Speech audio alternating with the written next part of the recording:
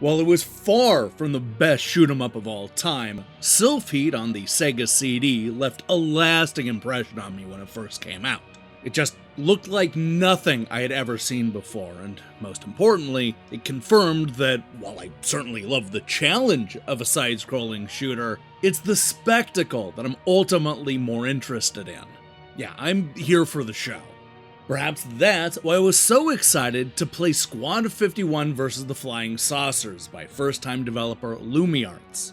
This is a black and white action game that mimics the schlocky 1950s alien invasion film so closely that you can occasionally see the strings holding up the UFOs. Yeah, there's no question that this game has style to spare. But does the style overshadow the shoot-'em-up action? Well, that's what I want to find out in this review of Squad 51 vs. the Flying Saucers.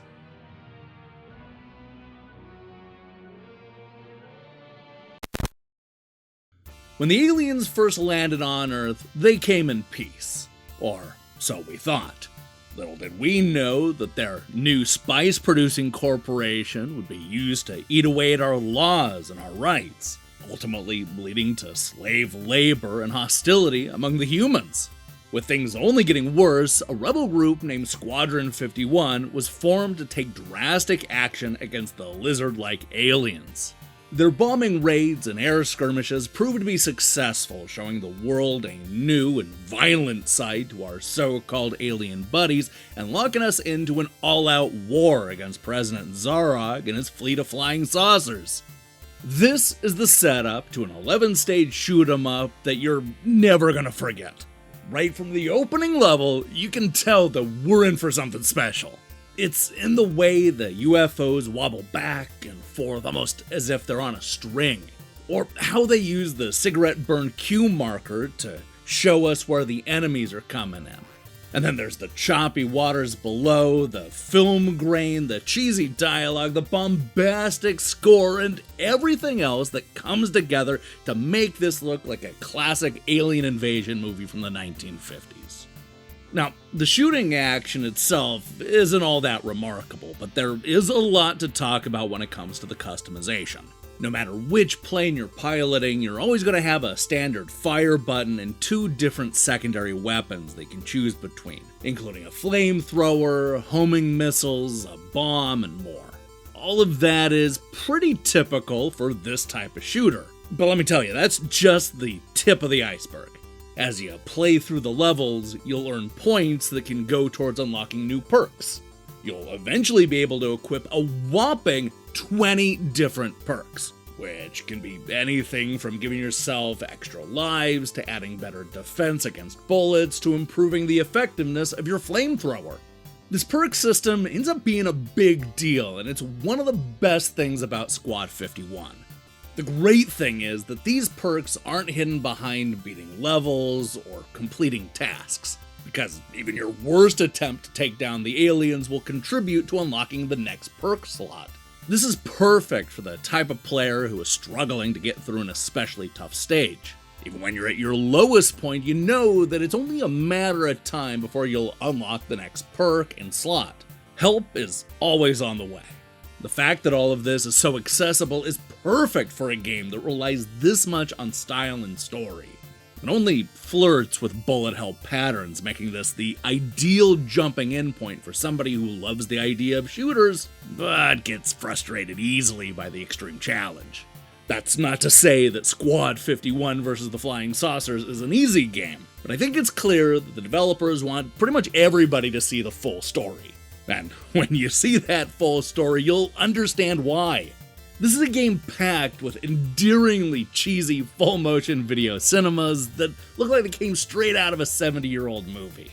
You can't help but fall in love with the slapped-together sets, the dubious makeup work, the wooden line delivery, and the fact that you can tell that the alien's computer is nothing more than a repurposed suitcase.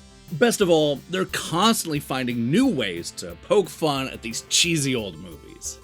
I also like how the story helps to flesh out some of the levels and locations. The desert stage isn't as visually impressive as some of the other levels, but the story helps to keep you invested in that side of the skirmish.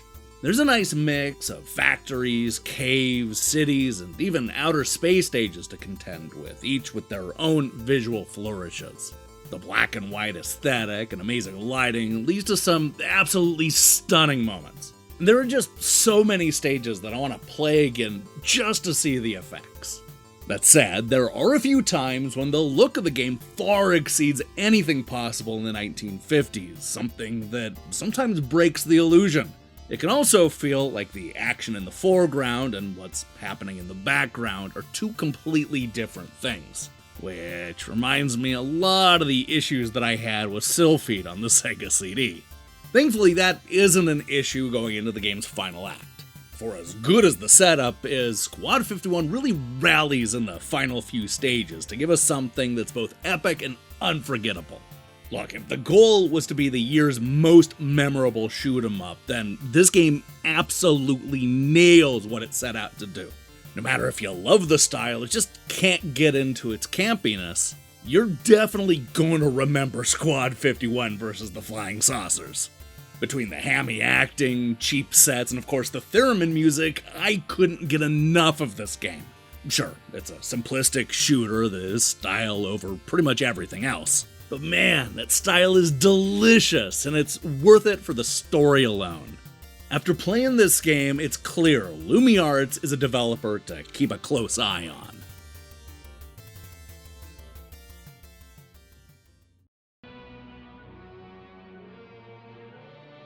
If you grew up loving cheesy alien invasion films from the 1950s, then let me introduce you to Squad 51 versus the Flying Saucers.